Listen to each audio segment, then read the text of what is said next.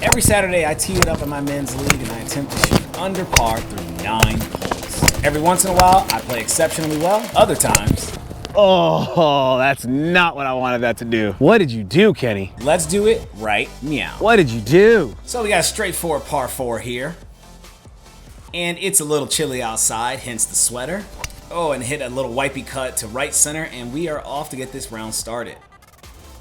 And I've got a 27-footer here for birdie, so not the best of chip shots.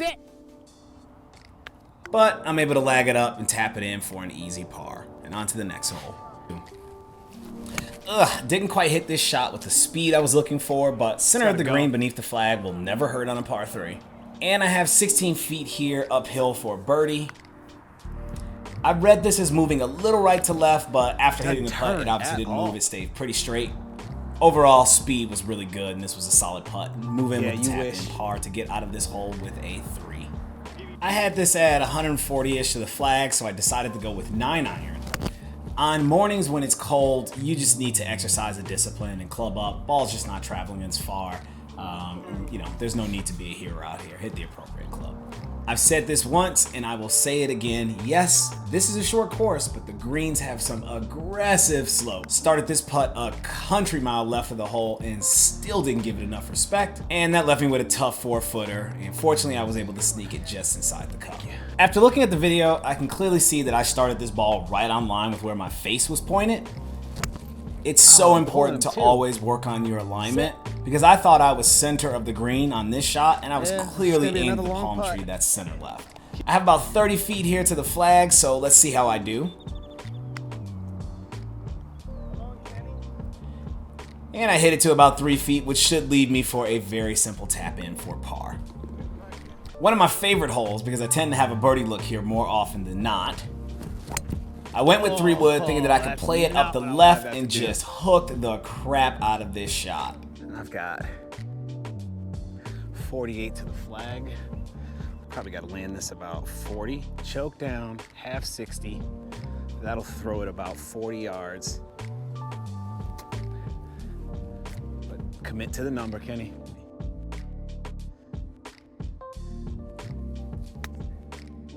Oh, Kenny, you leaked it.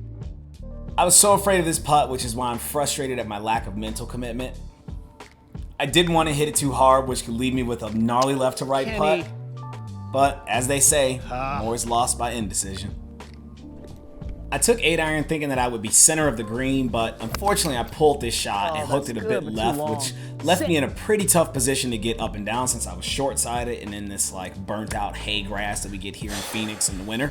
So I took my time here to survey the landing spot, read the green, inspect my lie, and visualize my shot. I hit a solid chip, but I landed it about 3 feet right of where I wanted to, and it just took off past the hole. And that left me with a 7-footer up the hill with a bit of right to left break, so let's see if I can save par. This shot was 175 yards to the flag, so I went with 6 iron. Did I promise you some bad golf at the beginning of this video? Because boy, did I deliver with that shot. I don't know what it is lately, but I've started developing this bad habit of decelerating my wedge shots. This strike was absolutely pure, but I just took some speed off of it, even though I had the perfect number. No, I hit it perfect. I just didn't put enough short of the green from 66 yards. And this hole is going from bad to worse. 3 shots on a par 3, and I'm still almost 10 feet away from the hole. Definitely not looking good for you, Kenny. Not looking good. My biggest tip to you down that lens is when the round gets tough is it's okay to be frustrated. It's totally human emotion. You're going to be upset. But after about 10, 15, maybe 20 seconds, you got to suck it up and focus on the next shot. Fortunately, I was able to do that and hit a really good putt to get out of this hole with a bogey. On a scale of 1 to 10, I'm legit level 9 frustrated with this shot. I early extend it, cut across it, slice the 7 iron. But I've learned to just accept the bad shots. Hole high on the left side. And unfortunately, this is just what single-digit handicap golf looks like. Some days you're just going to have horrible shots and they're just going to be all packed together in a couple of holes, and you just got to kind of deal with it and be frustrated and just hope that better shots are going to come. Just a mental error on this one. Because the ball was off the green, I couldn't mark it and do my normal process for putting. So I didn't hit this thing anywhere near where I should have, but the pace was really good. Yeah. I think I was a bit indecisive about which direction this putt broke, but if you're going to hit it that hard, just hit it center of the cup every single time, especially when you're inside of like 5, 6, 7 feet. Nothing impressive to see here, just a big wipey cut off the tee. Not driving it very well today. I really can't tell you what happened here. I definitely made ball first contact after I reviewed the footage.